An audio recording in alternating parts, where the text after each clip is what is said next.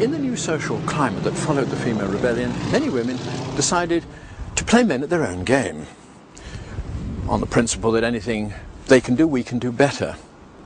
Now, men, as part of the adaptation to a primeval hunting life, had evolved a strong inclination to take risks, so women would do the same.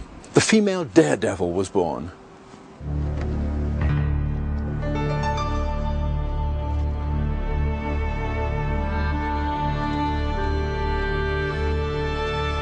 Helen Tempest is a wing walker, and here in the west of England she takes to the skies for a joyously symbolic expression of 20th century female freedom.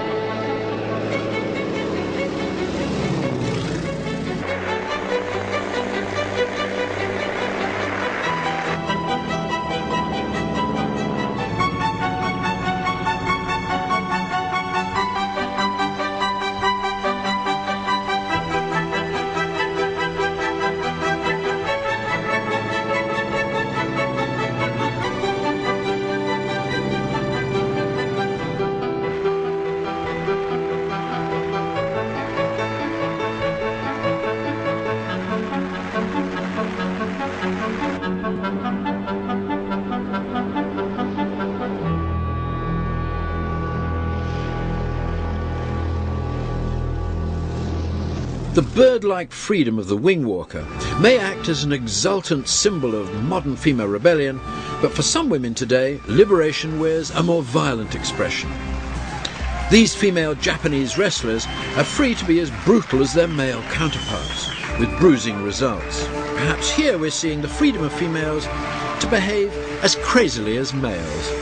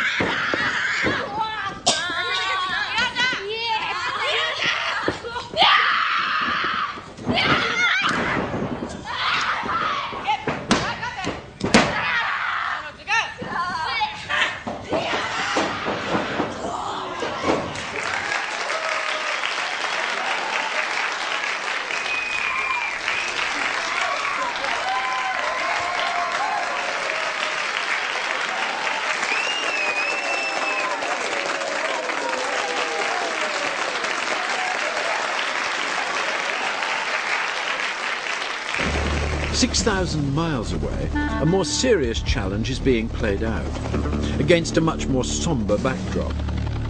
Female firefighters are now often dropped by parachute into the very centres of California's all too frequent bushfires. Wing walking and wrestling is risk-taking for its own sake. This is risk-taking for the sake of the environment and for people's lives.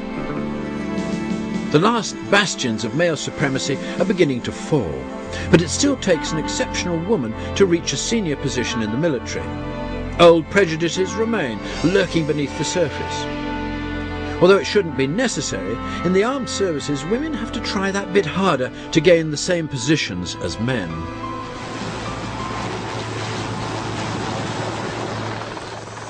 There have always been exceptional women, women who rose to positions of fame and power.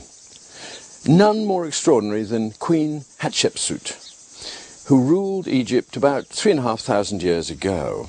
She was the only female pharaoh, and as there was no formal name for a queen in ancient Egypt, she called herself king. And to emphasize her status, she dressed as a man and on special occasions wore a ceremonial false beard. Powerful women like Hatshepsut have appeared from time to time, but throughout history they've always been the rare exceptions. Today, it's much easier for a woman to rise to a position of social importance. So women today, at least in the West, have managed to rebel successfully against the old tyranny. Or have they? The truth is that, although they've made a lot of progress, there's still a long way to go before they can regain the equality of the sexes that existed back in prehistoric times. Outside the great cities of the West, they're still looked upon very much as possessions and inferior beings in many, many cultures.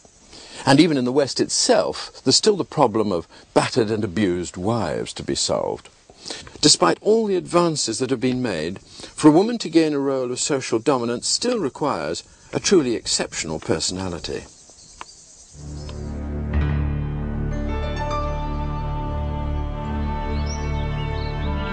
Of course, for many women, dominance is more than they want. What they seek is a return to a genuine, unforced equality. One they can expect as a matter of course, instead of having to fight every inch of the way for it. The kind of equality that this pair of rock climbers symbolises. Here on the rock face, the strength of the male is matched by the dexterity of the female, making them truly equal partners. Perhaps one day, all male-female relationships will be as perfect as this.